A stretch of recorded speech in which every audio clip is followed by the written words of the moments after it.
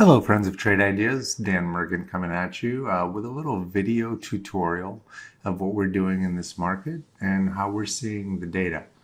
So I'm looking at a relative strength leader race list, and here are the names that you have in there. Let's take a look at what they're doing. So this is a German company just starting to kind of make a move from 131 to 135.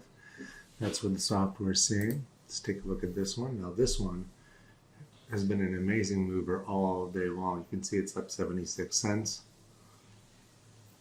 And what I'm going to do here is I'm going to use our Trade Ideas chart trading tools to place an order for a pullback. So this is kind of a visual way to do it. Here's my order. I'm just looking for a potential pullback because I feel like it's kind of run up a lot, and if it doesn't happen, it doesn't happen. And here I have stops automatically set at the lows. So this is a formula that virtually all successful traders use, and Trade Ideas just happens to make it easy for you to do it. But please visit us at www.trade-ideas.com and subscribe.